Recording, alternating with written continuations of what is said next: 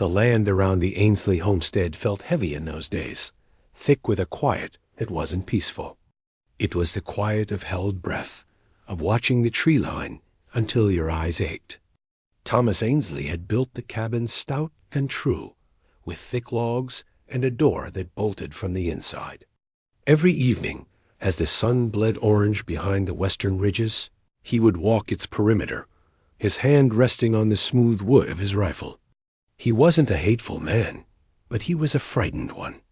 Stories of burned-out cabins and missing families from farther west were told in low voices at the trading post. Stories that chased you all the way home. His wife, May, carried the fear inside the house. It was in the way she jerked her head at every snap of a branch, in the way she kept their daughter, Elara, close. "Don't wander past the stump," she'd say, her voice tight. "Stay where I can hear you." Elara, at 16, knew the shape of their worry without having to see it. Her world was built from sound and touch. She knew the rough grain of the cabin's door, the cool smoothness of the water dipper, the soft sigh the pine floorboards made near the hearth. She saw her father in the heavy fall of his boots, in the gruff scrape of his whetstone on metal each night. She saw her mother in the quick, nervous rustle of her apron, in the way her humming would stop suddenly in the middle of a tune. Elara's eyes had been clouded since birth, but she often thought she perceived more than they did. She could hear the different moods of the wind in the pines, a restless gossip one day, a low, sorrowful moan the next. She knew the time by where the sun's warmth fell on the porch boards. Her sanctuary was her grandfather's flute. It was a simple thing of dark wood, polished smooth by years of use. He had taught her notes before he passed, telling her music was its own kind of sight. When the silence of the frontier pressed in too hard, Elara would sit on the chopping stump in the yard and play. She played the gurgle of the nearby creek, the chatter of the red squirrels, the lonely cry of a hawk circling high above. The music poured out the feelings she couldn't say, the loneliness of a world she couldn't see, the worry for her parents, a longing for something softer than this constant watchfulness. One afternoon, her father came back from checking his trap lines earlier than usual. Elara heard the stiffness in his step. He didn't go to wash up at the basin first. He went straight to the table where May was kneading bread. "Found signs down by the black rocks," he said, his voice a low rumble. "A scuffle. Moccasin prints, lots of them. And blood on the stones. Not animal." The silence in the cabin grew teeth. May's kneading stopped. "The tribe from the North Fork?" "Who else?" Thomas replied. "And I saw broken branches heading east towards the old trapper trails. Those fool Hurston men were bragging last month about pushing deeper into the hunting grounds. Reckon they pushed too far. That night, the cabin felt like a box holding their fear. The bolt on the door sounded like a gunshot in the quiet. Elara lay in her cot, listening to her father's slow, deliberate breaths from the main room. He was awake, listening too.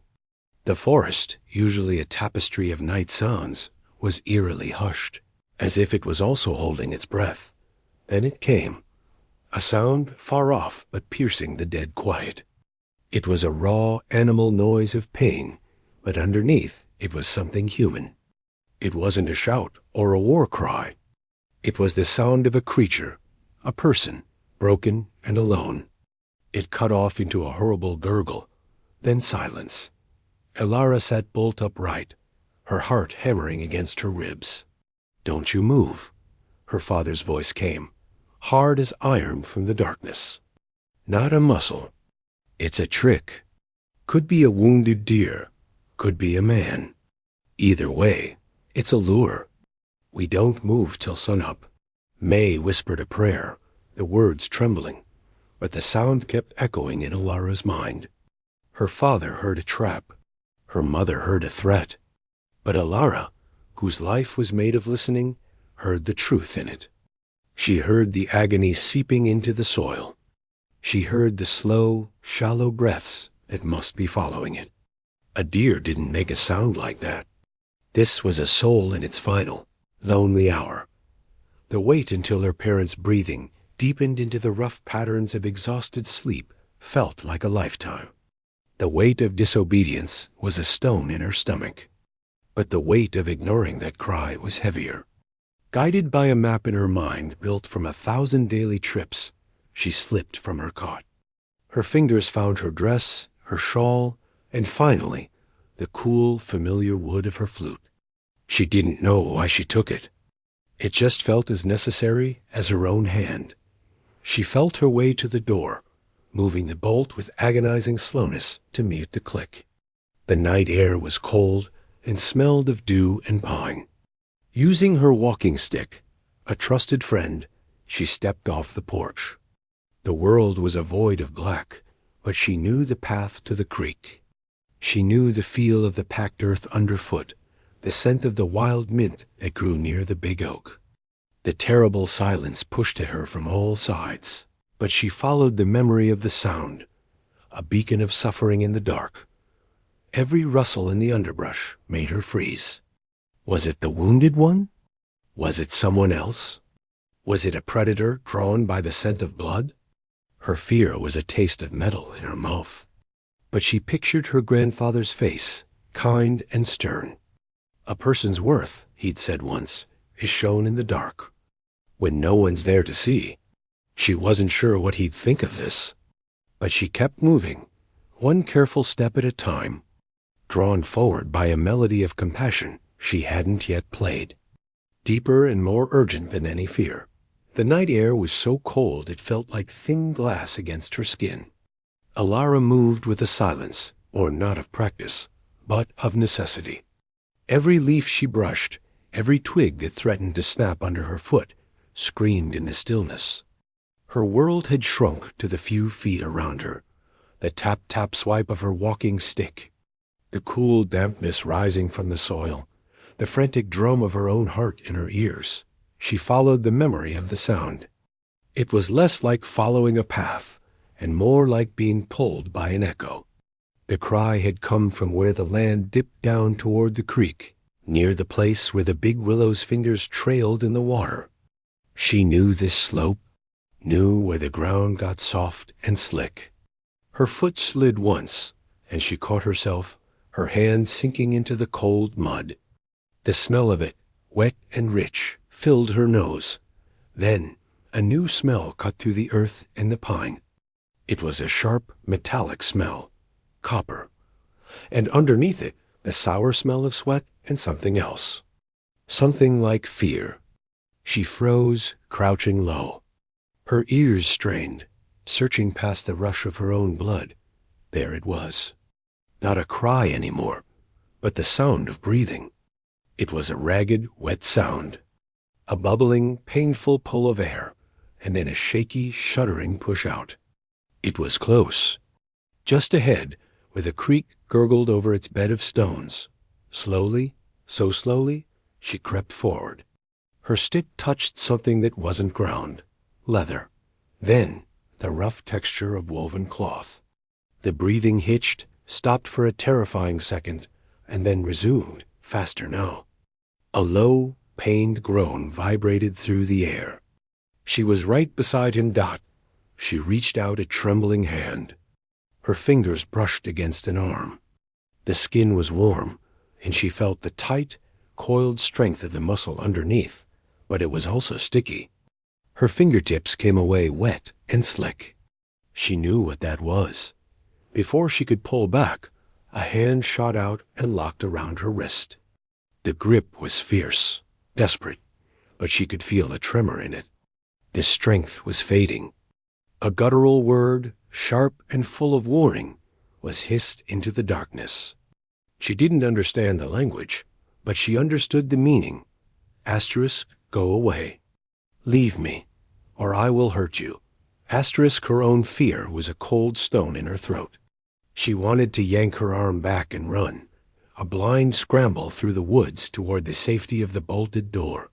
Her parents' warnings roared in her head. This was the enemy. This was the danger they had barricaded themselves against. But the man's breathing, that awful, bubbling struggle, the tremble in his iron grip. He wasn't a monster from a story. He was a person who was dying, alone in the dark and the cold, just like the cry had told her. She stopped pulling against his grip. She went very still.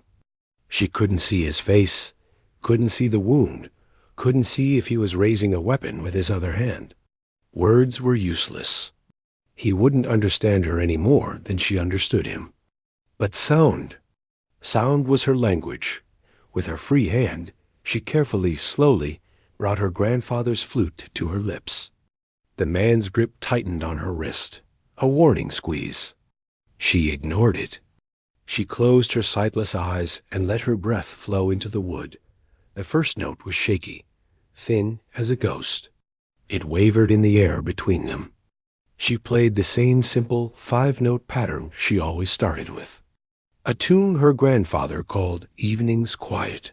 It was a gentle melody, one that spoke of the sun setting, of birds settling in their nests, of a day's work being done. The grip on her wrist didn't loosen, but the tremor in it changed. The fierce tension bled away, replaced by a different kind of shaking. She kept playing. She let the song grow, weaving in the sound of the creek beside them, the sigh of the willow branches. She played the cool feel of the night air and the lonely vastness of the stars she couldn't see. She played until the song felt complete. The last note faded, swallowed by the soft rush of water. For a long moment there was only that sound and their two breaths, his still ragged, her soft and controlled. The hand around her wrist loosened, then fell away. It dropped to the ground with a soft, final thud. The fight had gone out of him. Now she moved with a quiet purpose. She set her flute down on a dry patch of moss. She pulled the edge of her shawl free, and using the sound of the water as a guide, felt her way to the creek's edge. She soaked the cloth in the icy water, wrung it slightly, and crawled back. Gently, carefully, she found his forehead. It was burning with fever, his skin tight and hot. She wiped the cloth over his brow, again and again, the way her mother had done for her when she was sick. He flinched at the first cold touch, then stilled. A low, almost imperceptible sigh escaped him. Not of pain, but of relief. She wasn't a healer. She didn't know how to treat a gunshot wound, but she knew kindness. She fumbled in the small pouch tied to her dress and pulled out the hard biscuit and the little bundle of dried apples she'd brought. She placed them near his good hand, her own fingers brushing against his. Then she took her nearly full water skin, the one she carried on her walks, and placed it carefully beside the food, guiding his fingers to touch its neck so he would know it was there. Her job, as she saw it, was done. She hadn't come to save a life. She didn't think that was possible. She had come so that a soul wouldn't have to leave this world feeling utterly alone. She had offered the only thing she had, a song, a cool cloth, a share of her water. She picked up her flute and her stick. She didn't know if he was awake, if he was watching her. She gave a small, silent nod in his direction, a gesture he couldn't see, but she hoped he might feel. Then she turned and began the slow, careful journey back up the slope, leaving the sound of the creek and the ragged breathing behind. She did not see the pair of eyes that had been watching from the deep shadow of the rocks on the other side of the creek. Another man, his body painted for war, had been searching for his missing brother all night. He had seen the blind girl approach. He had knocked an arrow, ready to kill the settler who came to finish the job. He had watched, unmoving, as she knelt, as she played that strange, sorrowful song that sounded so much like the old ones, as she offered water and touched his brother's brow with a tenderness that had no place in a war. He had watched her leave. Only when she was completely gone from sight did he move, slipping down to the creek bed to tend to his fallen kin, the melody repeating in his mind. A mystery wrapped in the fading dark. The walk back to the cabin felt 10 times longer. Elara's heart was a wild bird trapped in her chest, its wings beating against her ribs. Every snap of a twig under her own foot was a pursuer. The sigh of the wind in the pines was a whispered threat. The clean smell of dawn was beginning to push at the edges of the night. A pale gray lightning she could sense rather than see, but it brought no comfort. It only meant she would be seen. She found the door just as she had left it, slightly ajar. Slipping inside, she stood with her back against the rough wood, listening. Her father's steady, sleeping breath came from the main room. Her mother's softer sigh from their bedroom. The tight knot in her stomach loosened just a little. They hadn't noticed. She moved to the wash basin, her fingers finding the pitcher. The water was cold. She poured some into the bowl and scrubbed it at her hands, at her wrists, trying to rid herself of the sticky, copper feel of the blood. She rinsed the cloth she had used, wringing it out and hanging it by the fire where it would look normal, just a bit of damp laundry. She hid the empty water skin under her bed. Then, still fully dressed, she crawled under her blanket, curling into a tight ball. The chill from the creak bed was deep in her bones, a cold that no quilt could touch. She clutched her flute to her chest, the wood now holding the memory of that terrible, beautiful moment by the water ghat. Sleep was impossible. She just lay there, watching the black behind her eyelids turn to a warm orange gold as the sun finally rose. She heard the familiar sounds of her mother stirring, the scrape of the hearth iron, the clank of the kettle. The cabin door creaked open and shut her father, going out for the morning. It was the silence that followed, which was wrong. The chopping of wood didn't start. There were no heavy footfalls on the porch. There was nothing but a deep, thick quiet from outside, a quiet that swallowed all the usual morning sounds of birds and rustling leaves. Then the cabin door opened again. Her father's steps were slow, deliberate. They crossed the floor and stopped. May. His voice was low, flat. A stone dropped into still water. Get over here. Don't make a sound.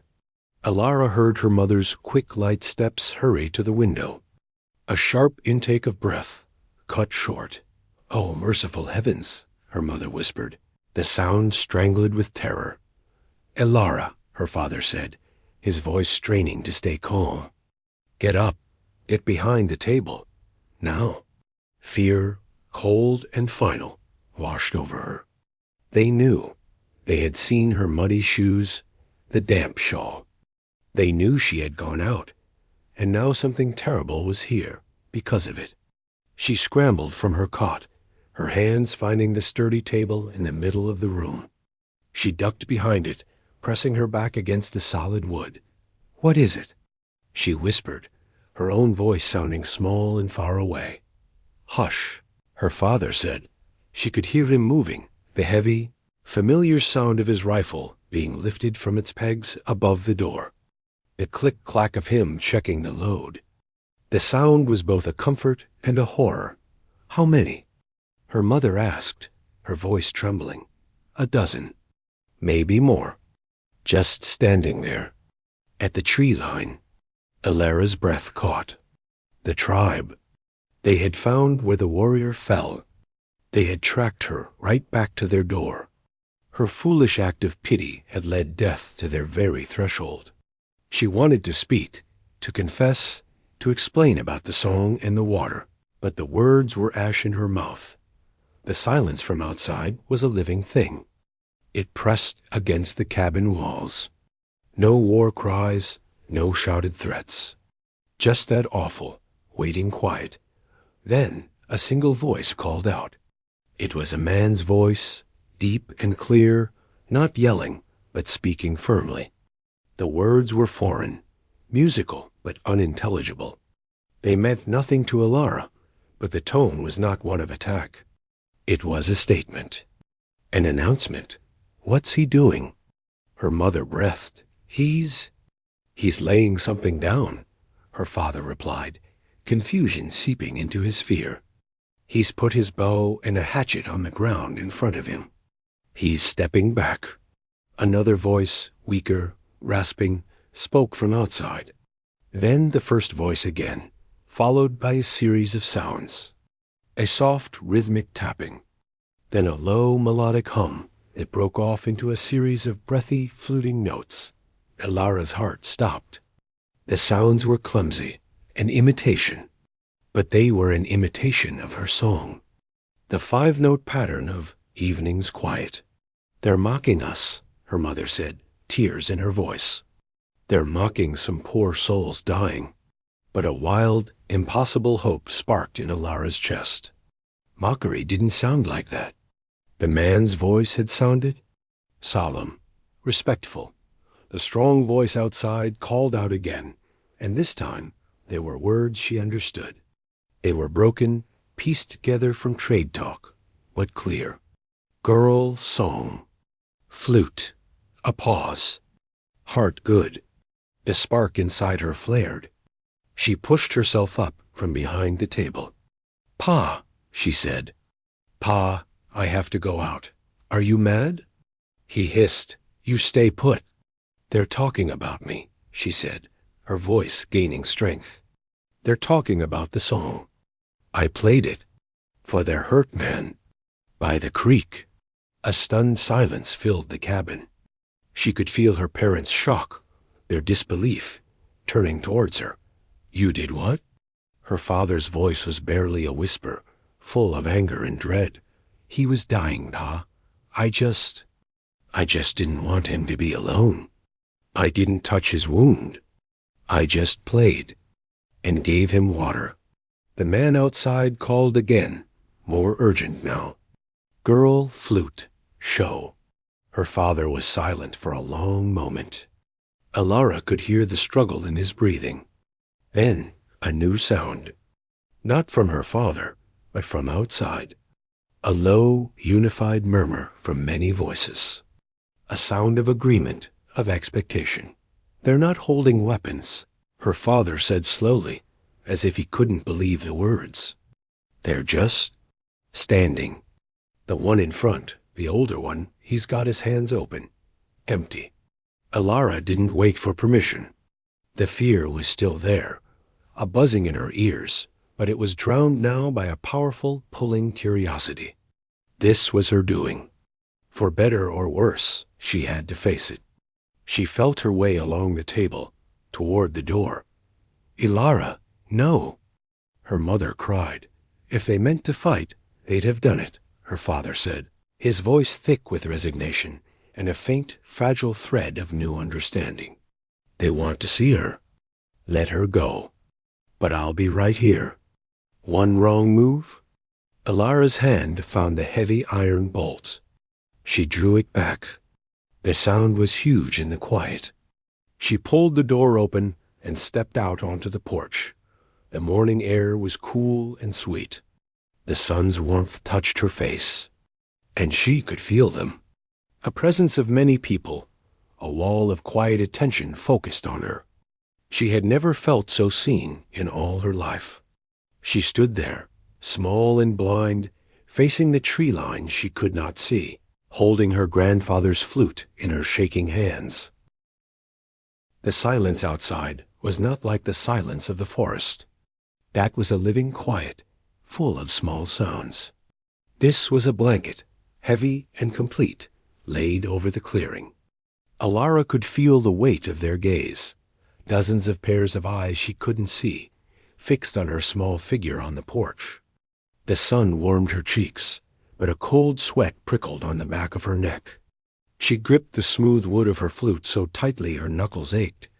She heard her father's soft step behind her, just inside the doorway. She knew the rifle was in his hands. The knowledge was a stone in her stomach.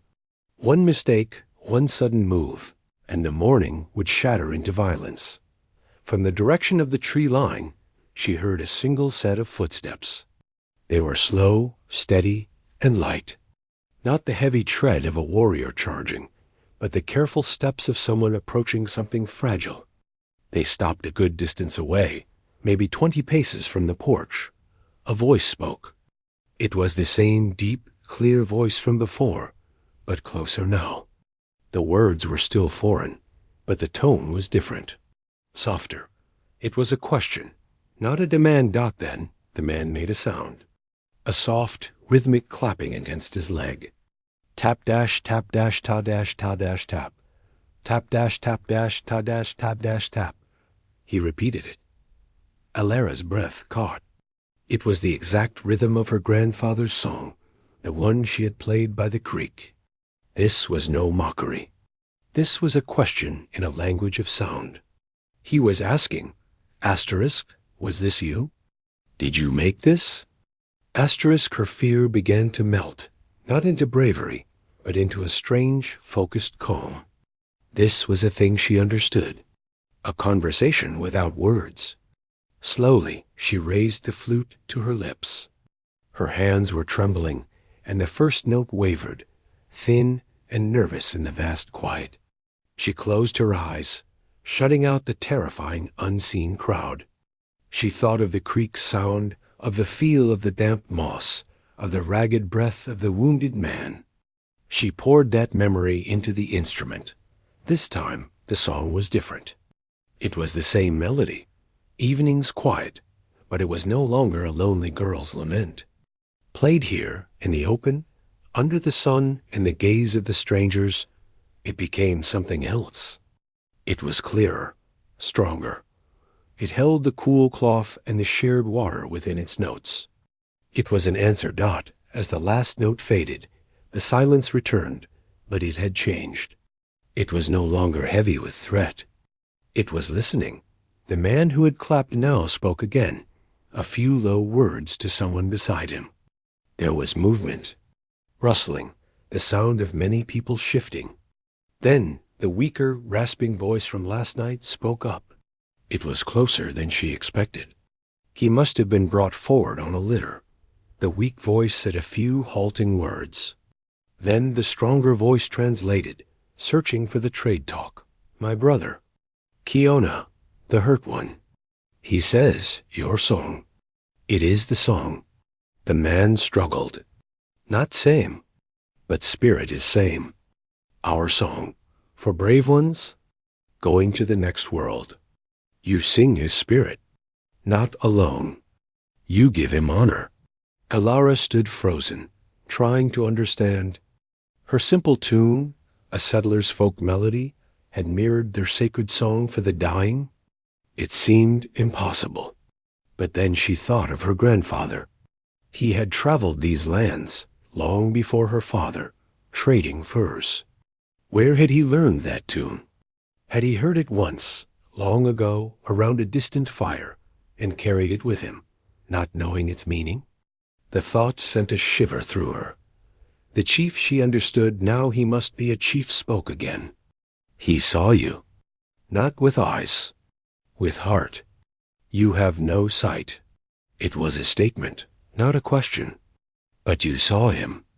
You saw a man, not an enemy. You gave water. You gave song. This is big medicine. From behind her, Alara heard her father let out a long, slow breath. It was the sound of a man letting go of a weight he'd carried for years. The chief took a few steps closer. She could hear the soft crush of grass under his moccasins. He was close enough now that she could hear the quiet rustle of his clothing, smell the scent of wood smoke and sage that clung to him. We came, he said, his voice firm and clear, because of the sign.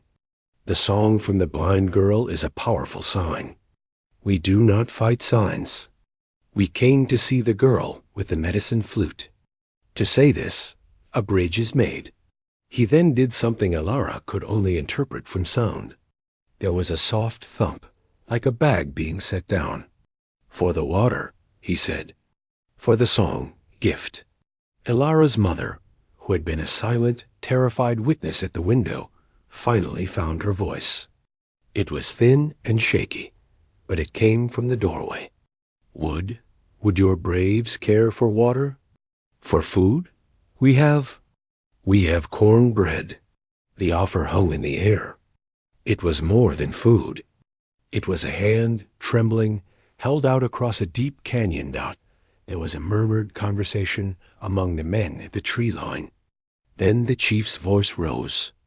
"We accept." For the bridge. What followed was not a feast, and it was not friends laughing together. It was something more tense, more fragile, and more beautiful. Elara's mother, her hands shaking, brought out the cornbread and a bucket of fresh water. Elara heard the soft sounds of the men approaching, one or two at a time, to take a piece and dip a cup. There were no words of thanks, but there was a respectful quiet. Elara stayed on the porch, the center of it all, yet apart from it. The wounded man, Kiona, was gently set down in the shade of the big oak.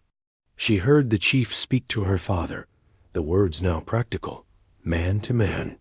"The bullet is deep. Our healer can take it out, but needs clean place, hot water." Her father was silent for a beat. "Then you can bring him inside." By the hearth. It was the final, unthinkable act of trust. The enemy, inside the fortified walls. Elara heard the movement as the wounded warrior was carefully carried up the steps and through her own front door. The world had turned upside down dot as the strange, quiet sharing continued on the lawn. Elara felt a presence stop in front of her on the porch. It was the chief. She could feel the space he occupied, the calm authority around him. "The song," he said quietly, so only she could hear. "You will play it again one day, for a passing in your family. It will give them peace. It is a good song." It found its way home. He placed something light and dry in her hand. A feather. Then his footsteps retreated. Elara stood there, holding the feather, listening to the impossible sounds of her mother, offering a second piece of bread, of her father, discussing the best path to a medicinal spring with one of the younger warriors. The wall of fear was gone. In its place stood something new, unfamiliar, and delicate as a spider's web, glistening with morning dew. It was the bridge, and she, the blind girl, had been the one to build it, not with planks or stones, but with a handful of notes played in the dark. The days that followed were unlike any the Ainsley homestead had ever known. The silence was gone, but the quiet that replaced it was a peaceful one. It was the quiet of careful work, of watching a miracle unfold and not wanting to break the spell. The warrior, Kiona, lay on a cot by the hearth inside the cabin. Elara's mother, her face pale but her hands steady, boiled water and tore clean cloth into bandages as the tribe's healer, an older woman with gentle hands, worked. Elara heard the soft, quick words between the women different languages, but a shared purpose. She heard the clink of a metal tool, a low groan from the wounded man, and then the healer's soothing hum. It was done. The bullet was out. Outside, the world had shifted. The warriors did not camp at the tree line. They melted back into the forest, but not before several of the younger men, led by the chief, walked with Elara's father. They showed him things. Elara, sitting on the porch with her flute in her lap, listened to them return. "They showed me a new spring," her father said that evening, awe in his voice. He was talking to her mother, but Elara knew it was for her to hear too. "Closer than our creek, and the water's sweeter. The path to it is hidden by rockfall on our side. They've been using it for generations." He paused. "They said we can use it. They showed me how to find it. It was a gift more valuable than any trinket." Safe, clean water. The next day, her father returned from checking his traps early, a strange lightness in his step. "The snares were full," he said, baffled. "Too full. Like the rabbits just hopped right into them." He set down a pile of plump hairs. Then he held up a beautiful silvery fox pelt. And this was laid over a log, right by the big trap. Perfect condition. He didn't say it was a gift, but they all knew. The bridge was not a road for wagons. It was a narrow, delicate thing, built of small, silent exchanges. Elara's mother began leaving little offerings on the stump at the edge of the clearing. A small pot of honey from their single hive, a few baked biscuits sweetened with dried berries. In the morning, the pot would be empty, washed clean in the spring, and in its place would be a bundle of fragrant sage or a few arrowheads of such fine craftsmanship her father would just stare at them, turning them over in his rough hands. For Elara, the change was in the air itself. The forest was no longer a wall of hidden threats. It felt open, alive with presence, but a friendly one. In the late afternoons, she would sit on her chopping stump and play. She no longer just played the sounds of her family's small world. She tried to play the new sounds, the feel of the feather the chief had given her, the taste of the sweet spring water, the solid feeling of safety that had settled over their home. One evening, a week after the dawn they had all bowed, she was playing a tune that just came to her. It was a questioning melody, about finding a new path. As the last note hung in the twilight, an answer came, from deep within the trees, from the direction of the new SP.